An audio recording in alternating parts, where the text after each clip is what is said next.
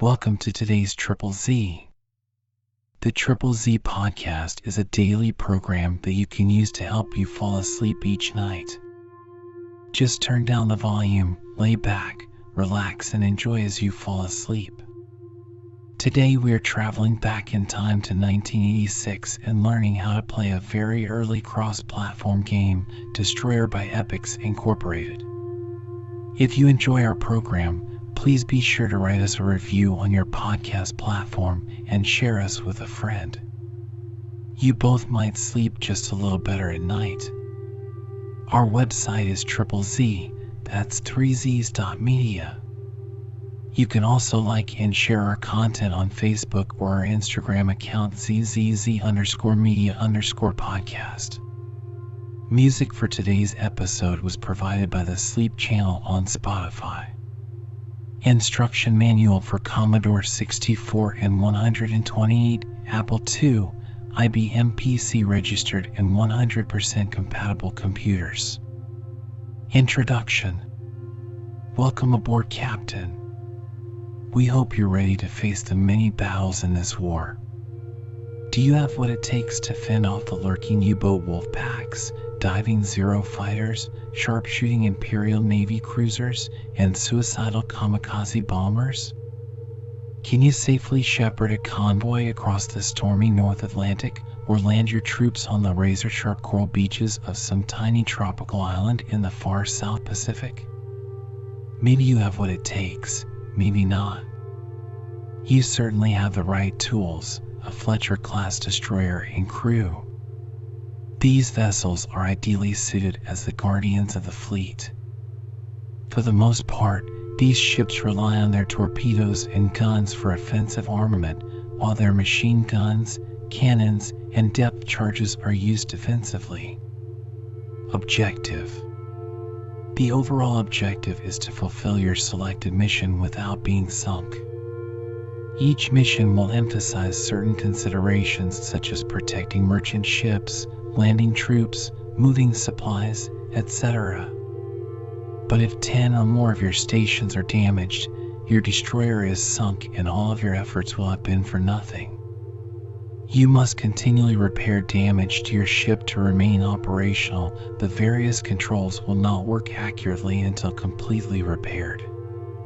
Main gun shells and depth charges are resupplied only after your damaged team has completed all repairs, although torpedoes are not. Good luck with your selected mission. We're depending on you. Refer to Captain's notes for historical background information and to the glossary for definitions of ship terms. Getting started. For Commodore 64 or 128 computers, set up your Commodore 64 or 128 computer as shown in the owner's manual. Note, for Commodore 128, set system to C64 mode.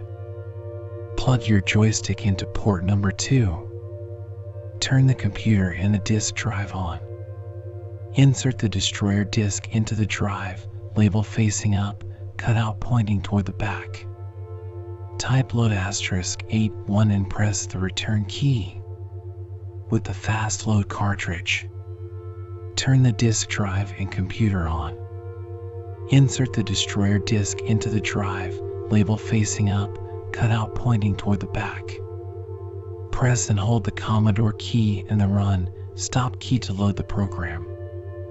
For IBM PC and 100% compatibles, set up your IBM PC or compatible as shown in the owner's manual.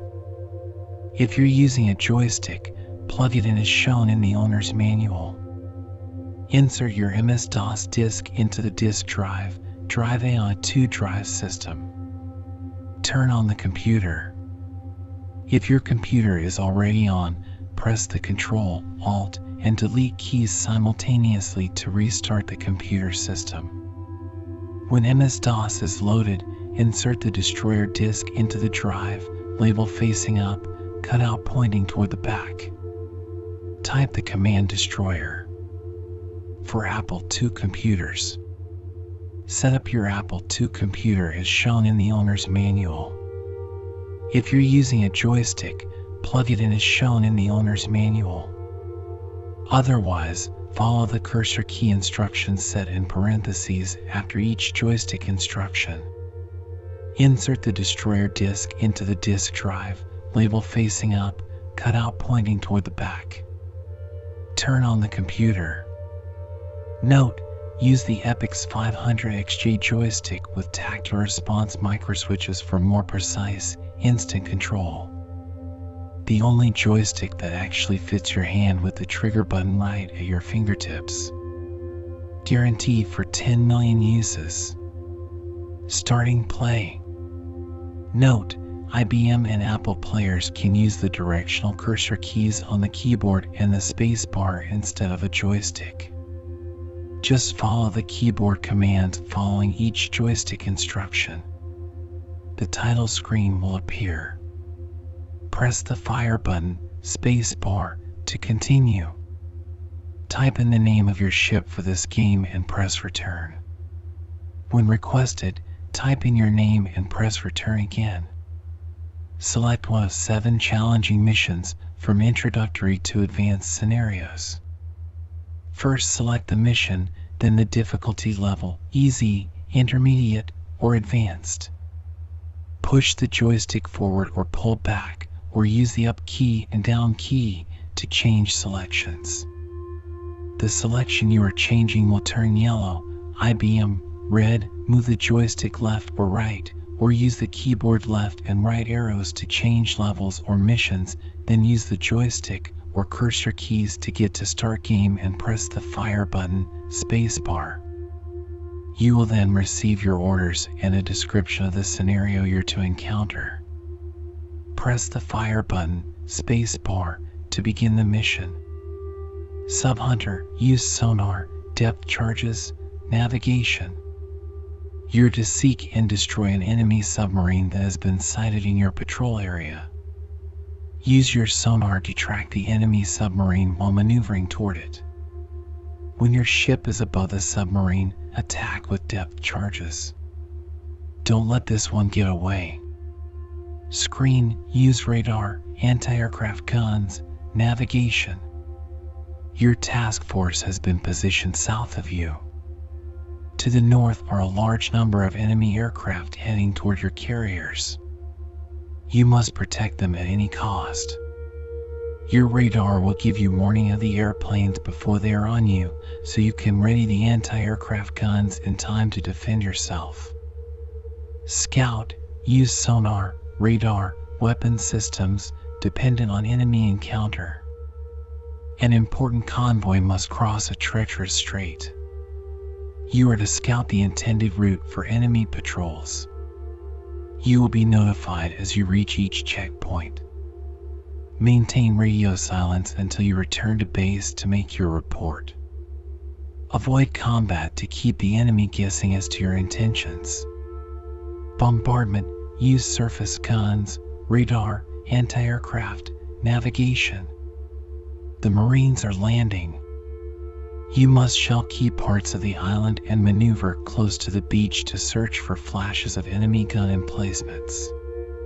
Silence them with your main guns, avoid the return fire, and destroy any enemy aircraft threatening the invasion beaches. A combination of good radar operation, keen lookouts, and sharpshooting will be necessary to protect the amphibious assault. Blockade runner, use surface guns, torpedoes, radar, sonar, navigation.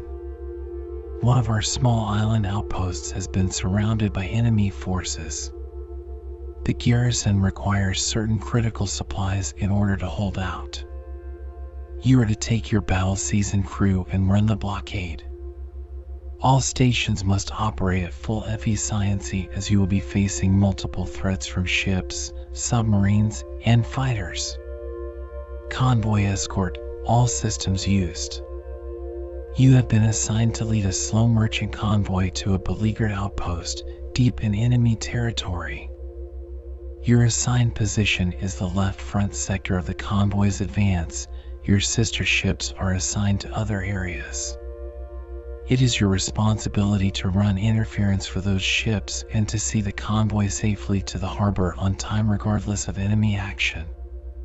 Rescue, all systems used, pilot signals, enemy guns. A friendly pilot has been shot down in your area and made it to a small chain of islands. You must rescue him soon. His signal beacon is rapidly getting weaker, and get him back to base. As his position is behind enemy lines, speed and stealth are very important. The pilot will signal SOS with a mirror when he sees you approach, but beware that flash might also be enemy gunfire. Controls. A destroyer can be a complicated ship to sail and fight with. To make control easier, all controls have been separated into stations. Each weapon type and sensor has a station, along with the bridge and damage control. All stations are shown on different screens. You can access these stations by typing in the 2-letter codes and then pressing return. The commands and any appropriate responses will be shown on the message line located toward the bottom of the screen. Once a station has been selected, the controls are manipulated using the joystick or cursor keys. Keyboard. There are also 2 additional codes to be used in particular circumstances. TR used at the surface gun station to activate the targeting. Radar. AB when all else fails, abandon ship to end the current mission. Helm. There is a special set of controls that appears at the bottom of the screen on 4 of the stations above: observation deck, bridge, radar, and sonar. This special section is called the helm. It allows you to control the heading and speed of the ship. Push the joystick forward or pull back, or use cursor keys up or down until the light flashes next to the item you wish to change. Steer TO allows you to set the course you wish to follow. Right and left movements of the joystick or cursor keys will move the dial right and left. The new course setting is shown at the center of the dial under the marker. Press the fire button, spacebar, to set it on automatic. The dial will turn black to indicate this, and the joystick has no effect until the fire button, spacebar, is pressed again. When on automatic, the auto switch at the bridge reflects the same. Current heading shows exactly where the bow of the destroyer is pointing. It takes time to turn a 3,000-ton ship around, so don't be surprised if you see this dial moving after a new heading. Steer to, order is given. SPD, the throttle, controls the pre-selected settings for the engines, and therefore their speeds are measured as full, half, slow, stop, and slow reverse, shown as FHSSTS. Moving the joystick right and left, or using the arrow and cursor keys will move the throttle marker right and left to set your speed. Current speed displays the current speed of the ship in knots. As with turning, it takes some time to get a 3,000-ton ship moving. Stations. Note, the screen representations in this section are those of the Commodore 64. IBM and Apple screens may vary slightly. NA, navigation. The particular path to be followed by the quartermaster, the sailor who actually turns the wheel, is defined on the map at this station. The view is of a map boxed off into 100 squares, each 5,000 yards per side. The top is always north. Your position, blip, and the position of islands, squares, any friendly ships, moving dots, and your base are shown on this map. You may plot a course with up to 4 destination points on this map. To follow this course, the AUT switch on the bridge must be turned on. To plot a course, first press the fire button, spacebar. Then move the joystick to place point 1 on the spot where you want your next destination point, and press the fire button, spacebar, again. A bullet will appear to the right of your log entry at the bottom of the screen. Repeat this procedure until you are ready to place your last turn, then press the fire button, spacebar, twice.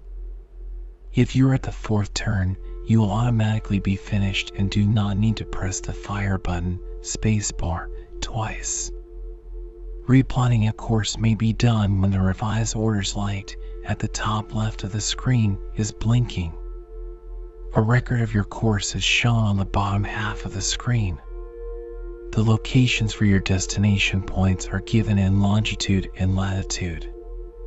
As you reach each destination point, a second bullet will appear next to the log entry. Controls to change.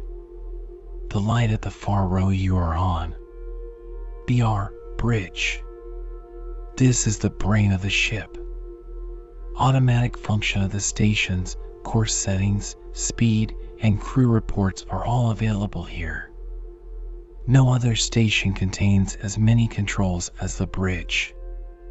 The view shows a control panel full of toggle switches and dials. The dials are all located on the bottom of the screen in the helm section. Push the joystick forward, up key, or pull it back, down key to select which row of height of that row will flash to indicate which.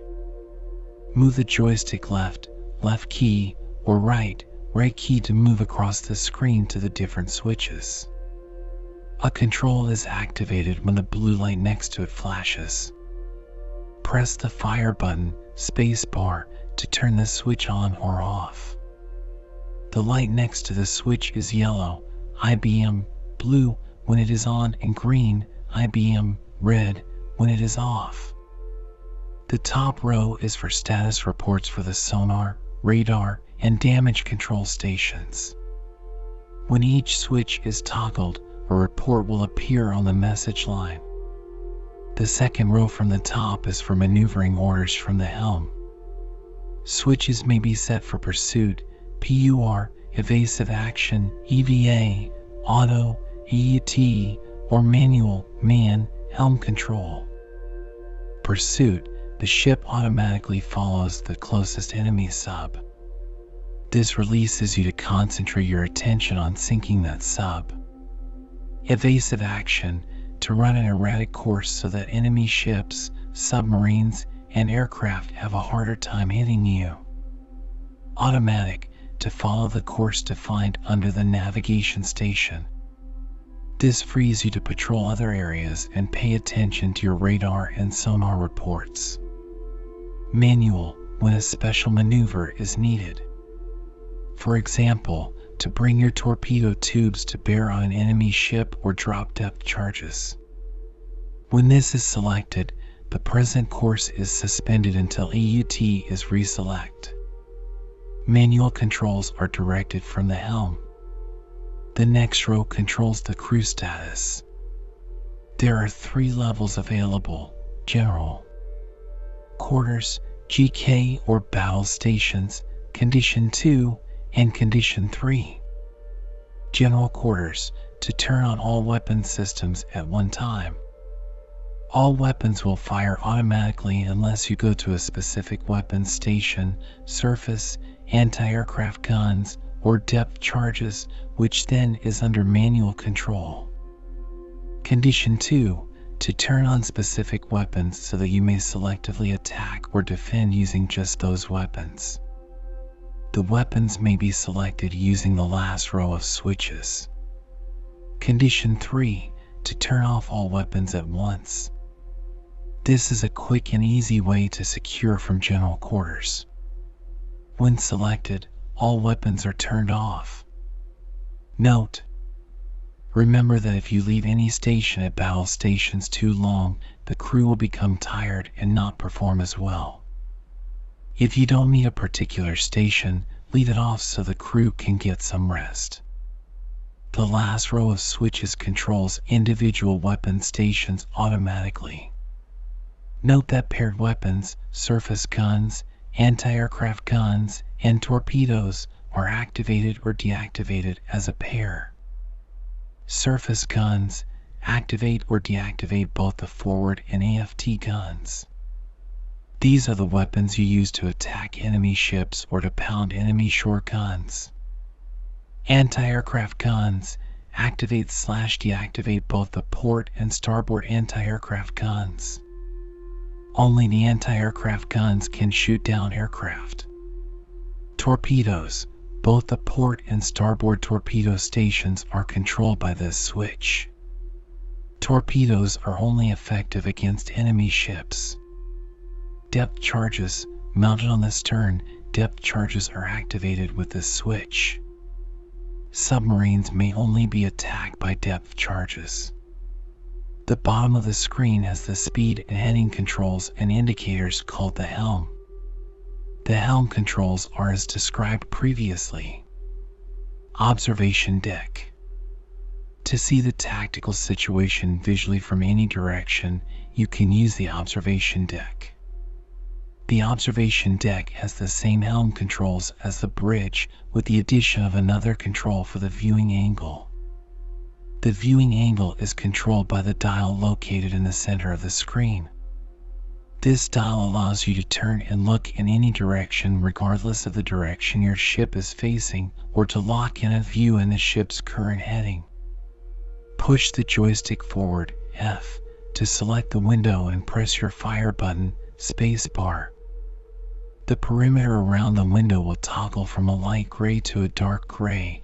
IBM toggles from red to blue, Apple from gray to black.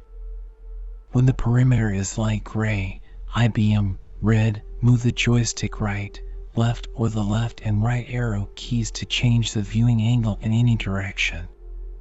Press the fire button, spacebar, to lock in the forward view. The perimeter around the window will turn dark gray until you press the fire button, spacebar, again. RA, radar. Radar allows a ship to spot enemy ships and aircraft at much greater distances than a telescope. Some course corrections may be needed depending on what is seen on the radar, therefore the helm controls are duplicated here. Radar operates on the principle of bouncing radio beams off of a ship or plane and timing how long it takes the beams to return. This gives the approximate distance. The direction the antenna is pointing gives the bearing to the target. The range of the radar is approximately a 13,500-yard radius. Islands are shown as squares, ships as blips, and squadrons of airplanes as pluses. The top of the screen is always north. So if a target is seen on the bottom right-hand side of the display, it is approximately southeast of you. This might be over your bow or on your starboard beam. So, sonar. The only way to see a submerged submarine is to use the sonar. Some course corrections may be needed depending on what is seen on the sonar, therefore, the helm controls are duplicated here. Sonar works on the principle of sending sound waves through the water and timing how long they take to return after bouncing off of an enemy submarine. The direction of the transponder, sonar antenna, determines the range. This sonar will show the position of enemy submarines, blips, within an approximate radius of 13,500 yards around you, as well as the positions of islands.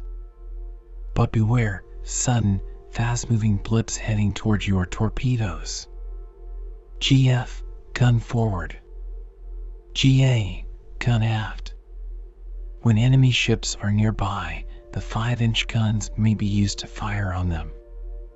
The guns are also used to support the Marines when they hit the beach.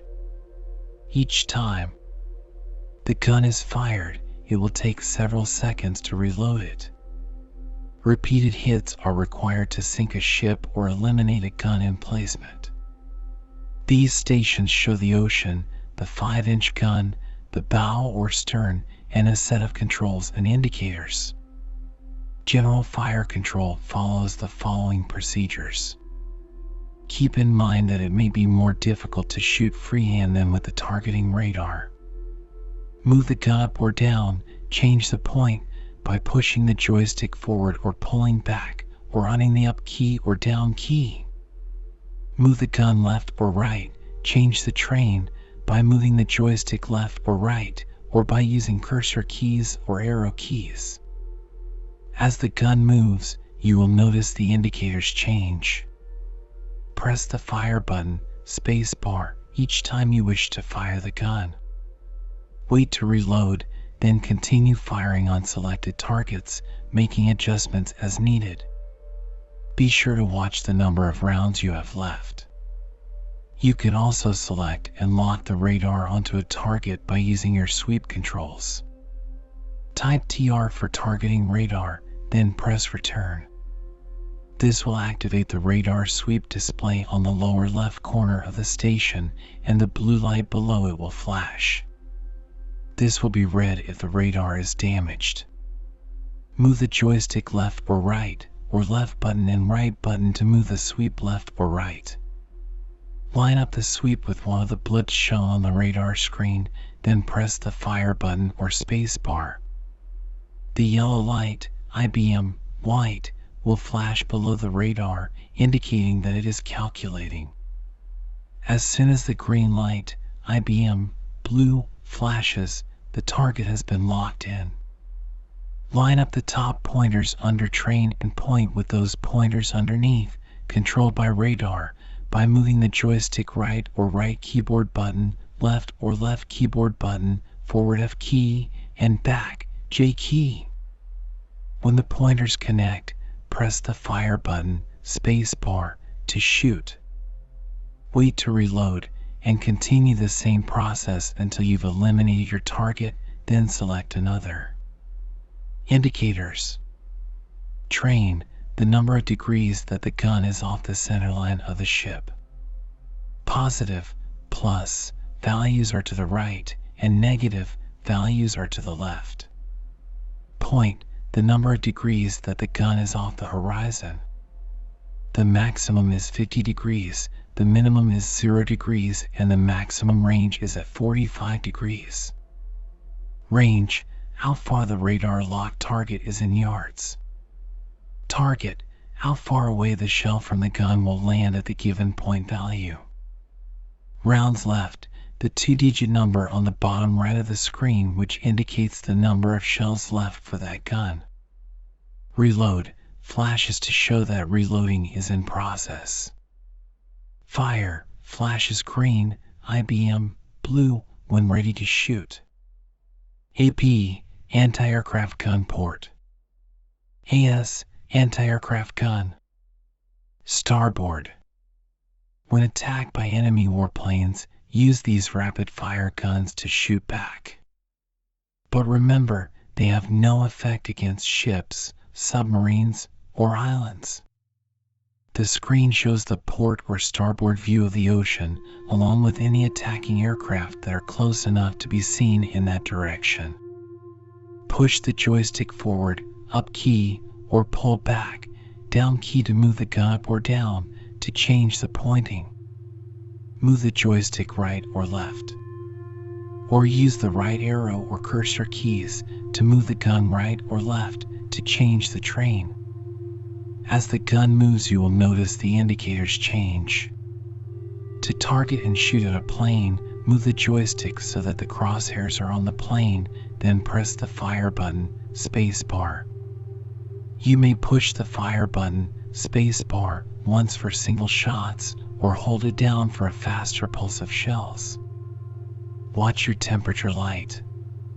Indicators. Train, the number of degrees that the gun is off the center line of the ship. Positive, plus, values are to the right, and negative, values are to the left. Point, the number of degrees that the gun is off the horizon. The maximum is 50 degrees, the minimum is 0 degrees, and the maximum range is at 45 degrees. R indicates rounds per minute. The longer you continue to fire, the slower the rounds per minute. Temperature lights, green, yellow, red, IBM, blue, white, red, correspond to the R readout above. A red light indicates that the gun is overheated and not functional. It must be left alone for several seconds so that it may cool. Scoreboards. On the right and left bottom parts of the screen is a running total of the number of aircraft destroyed by that gun. A plane appears here for each one destroyed. TP, torpedoes port. TS, torpedoes starboard. Torpedoes were used to destroy other ships at ranges greater than the guns. They were the only effective way of attacking a cruiser or battleship, as the destroyer's guns could not penetrate the big ship's armor plating. Torpedoes are not resupplied once used. There are no more available for that mission. This station shows the view from the side of the ship, port or starboard, along with the torpedo mount. Below this are the controls and indicators. Move the joystick right or left to move the torpedo mount when the range marker or aiming point is over a ship. Press the fire button, space bar, to launch a torpedo. If the distance is great, you will have to lead the target ship by aiming in front of it. Note, keep in mind that both you and the target are moving and probably not parallel to each other. Indicators. Tube number. Each torpedo of the 5 per side is automatically selected for you. Each time you fire one, the light will turn red. When the next light flashes green, you are ready to launch another torpedo. Status lights. Red, green, IBM, red, blue. When the status light under the station number is green, the torpedo is operational. If it is red, then damage has occurred and you must wait until damage control has fixed it. Train, the number of degrees that the gun is off the center line of the ship. Positive, plus, values are to the right, and negative, values are to the left. DC, depth charge. Depth charges are used to destroy enemy submarines. They are basically very similar to airplane bombs, but are dropped through the water. Instead of striking the ground, they are designed to detonate at a certain depth. By varying the pattern and depth settings of depth charges, you can bracket the enemy sub and hopefully destroy it. This station shows the view looking over the stern section of the ship. The depth charge launchers are shown in the view. There are 2 K guns that shoot depth charges off the side and 2 stern racks that roll them off the back. Below the view are the controls and indicators to select, fuse, and fire the depth charges. To select one of the 4 launchers, move the joystick right arrow key, or left arrow key. The blue light will flash, indicating which launcher has been selected. Depth settings are controlled by pushing the joystick forward, F, or pulling back, L, to increase or decrease the depth setting. To fire a depth charge, press the fire button, space bar. The depth charge will be launched into the water and will explode at the depth setting shown for that launcher. While the launcher flashes red, it is not operational. Indicators. Select launcher, flashes blue to show you which of the 4 launchers is selected. Depth charges remaining. The 2-digit number displays how many depth charges are still available to fire from that launcher. Status, red, green the first BM, red, blue immediately after a depth charge is launched. The status light will show red since the launcher must reload. When the launcher is ready to fire, the status light will glow green. When a launcher is damaged, both the lights will flash. DA, damage control. When you have received damage from enemy attacks, the damage control parties will attempt to fix it for you. The 4 damage control parties can be manually reassigned to any damaged stations from damage control. The station shows each major item on the ship listed both above and below a side view of a Fletcher-class destroyer. Below this display are the 4 damage control teams in order of their repair speed, Alpha, Baker, Charlie, and Delta. Select a team by pushing the joystick forward, F, or pulling it back, J.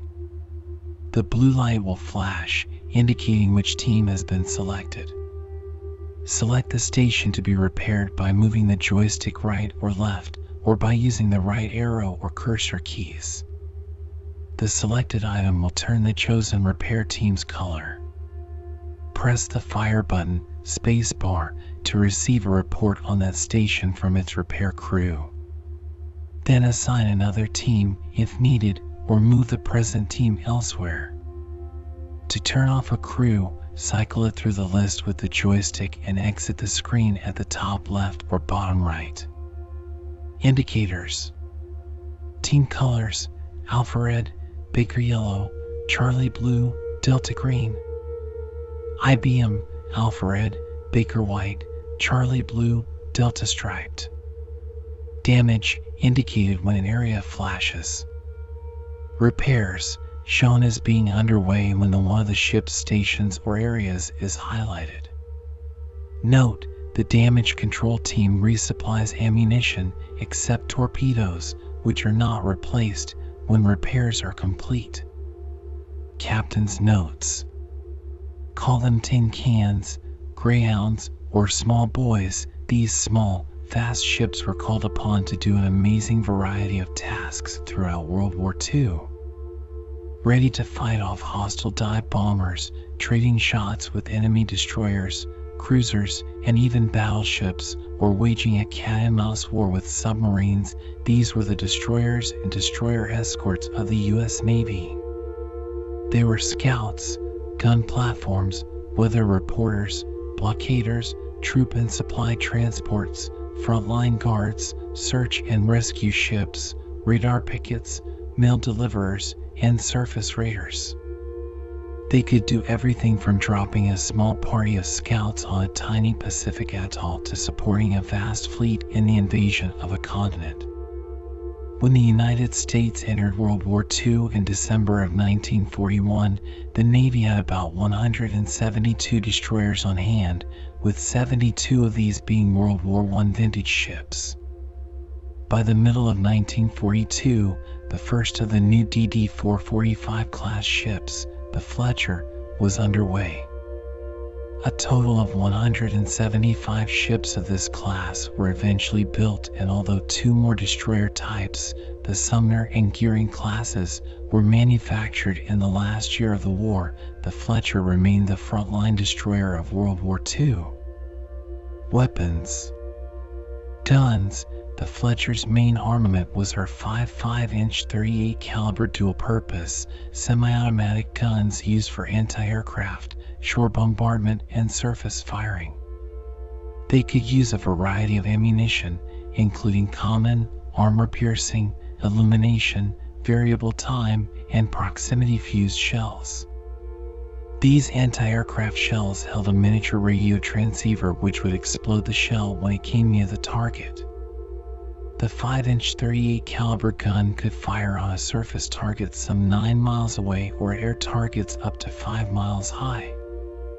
Although the guns could be sighted and fired from within, they usually were controlled from the gun director station sitting high above the bridge by using a fire control radar and onboard computers to calculate the target's position.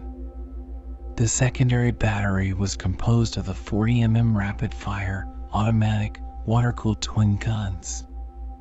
These anti-aircraft guns were capable of firing about 160 rounds per minute to about 2,800 yards and could also be controlled by remote.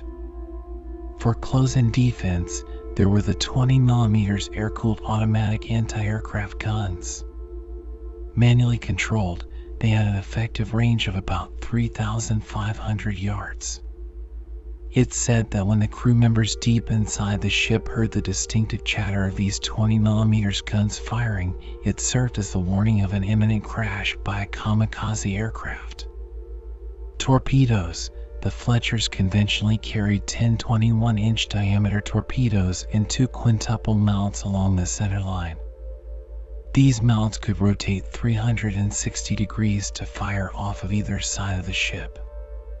The torpedoes were propelled by an air alcohol water gas turbine system capable of sending the 2,215-pound fish with its 780-pound explosive charge some 3 miles at 45 knots or some 7 miles at 25 knots. The U.S. torpedo was plagued by difficulties during the war and could not match the performance of the Japanese-designed Long Lance torpedo.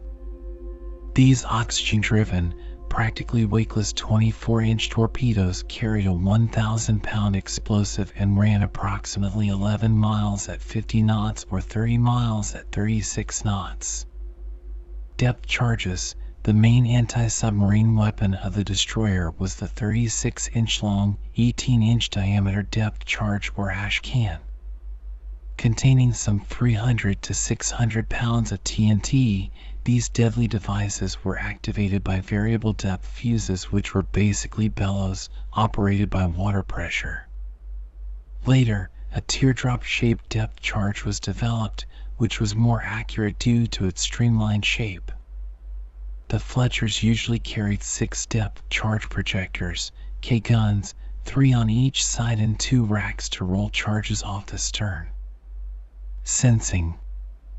The first American search radar set off to sea in 1937. Later improvements produced surface and air search radars. Quite often, radar was used to catch an unsuspecting submarine carelessly loitering on the surface. As early as 1934, the United States was experimenting with echo-ranging devices, and by 1939, some 60 destroyers in the U.S. fleet were equipped with sonar. Only highly trained and experienced men were skilled enough to make sense of the pings returned from an unidentified object amid the undersea noise. Engineering. The most important mechanical system on board was the engineering section. To provide the ship with electricity, heat, ventilation, fresh water, and power, the engineering plant consisted of a myriad of boilers, engines, pumps, motors, and generators. Actual design allowed for 2 separate systems, each capable of running the ship in the event of damage to the other. Crew. The crew consisted of 306 enlisted men and 19 officers, led by the commanding officer, always called the captain, regardless of his military rank. He was responsible for the ship as a whole, its safety and operation, and the performance and welfare of the crew. The executive officer assisted the captain, and beneath him were the various departmental officers including gunnery, construction and repair, navigation, engineering, and supply. When in a war zone, about 1/3 of the crew was on duty at all times. 3 rotating watch sections had 4 hours on and 8 hours off. General quarters. Battle condition 1 was sounded when enemy contact was made, unidentified planes or ships approached, or at dawn and dusk when bad visibility made operations hazardous. All hands reported to their battle stations immediately. Under battle conditions 2 and 3, war cruising, all sensors and lookout stations were manned, and half the armament was ready for action. Glossary of ship terms. The stern, bow, deck, hull, bridge, centerline are all parts of a ship. Stern, the rear section of the ship. Bow, the front section of the ship. Deck, a platform extending from one side of a ship to the other. Hull, the body of the ship. Bridge, the brain of the ship from which the captain normally gives orders. Centerline, the center of the ship, from bow to stern. Port, starboard, aft, and fore are usually used to describe the relative location of an object in relation to the ship. Port, the left side of the ship if you are looking at the bow. Starboard, the right side of the ship if you are looking at the bow. Aft, towards the rear section, stern, of the ship. Fore, towards the front section, bow, of the ship. Amidships, midway between the bow and the stern. These terms have to do with steering the ship or controlling weapons. Heading, the direction on the compass that the ship is traveling. Bearing, the direction on the compass that an object is from your ship. Point, the angle, number of degrees, that is up or down from the horizon. Train, the angle, number of degrees, of a weapon from its normal position, usually centerline or at a right angle to centerline of the ship. General data. Dimensions. Length, waterline 369 feet 3 inches, overall 376 feet 6 inches. Beam, 39 feet 8 inches. Draft, full load 17 feet 9 inches. Displacement, standard 20-50 tons, full load 30-50 tons. Liquid load. Fuel oil, 137,740 gallons. Diesel oil, 6,772 gallons. Potable water, 16,939 gallons. Machinery. Boilers, for Babcock and Wilcox double furnaces, express type, water tube, and type. Steam pressure, 615 psi. Steam temperature, saturated, 490 degrees Fahrenheit. Superheated, -850 degrees Fahrenheit. Engines, 2 Westinghouse double reduction gear turbines. Shaft horsepower, 60,000. Propellers 2. Speed, 36 knots. Cruising radius at 15 knots, 6,000 miles. Armament. 5.5 738 caliber dual purpose. Surface range, 18,200 yards at 45 degrees elevation. Air range, 37,200 feet at 85 degrees elevation. 1040 millimeters anti-aircraft. Surface range, 11,000 yards at 42 degrees elevation. Air range, 22,800 feet at 90 degrees elevation. 720 millimeters anti-aircraft. Surface range, 4,800 yards at 35 degrees elevation. Air range, 10,000 feet at 90 degrees elevation. 10 21-inch torpedo tubes and 2 quintuple banks. 2 depth charge tracks. 6 depth charge projectors, K-guns. Sub-bow simulator. Test dive one for yourself. The first in the Masters collection for advanced gamers. The most detailed, historic World War II sub simulation ever. Command one of 6 different US Navy subs or German U-boats. Perform target practice, play over 60 missions, or last through an entire war. Learn every aspect of underwater warfare, navigation, weapons usage, weather, repairs, and more. Completely authentic vessels with 5 levels of maps, periscope, binoculars, radar, personal arsenal, and more. Only from Epyx. Limited warranty. Epyx Incorporated warrants to the original purchaser of this Epyx software product that the medium on which this computer program is recorded is free from defects in materials and workmanship for a period of 90 days from the date of purchase. This Epyx software program is sold as is, without express or implied warranty of any kind, and Epyx is not liable for any losses or damages of any kind resulting from use of this program. Epyx agrees for a period of 90 days to either repair or replace, at its option, free of charge, any Epyx software product, postage paid, with proof of date of purchase, at its factory service center. This warranty is not applicable to normal wear and tear. This warranty shall not be applicable and shall be void if the defect in the Epyx software product has arisen through abuse, unreasonable use, mistreatment, or neglect. This warranty is in lieu of all other express warranties, and no other representation or claims of any nature shall be binding on or obligate Epyx.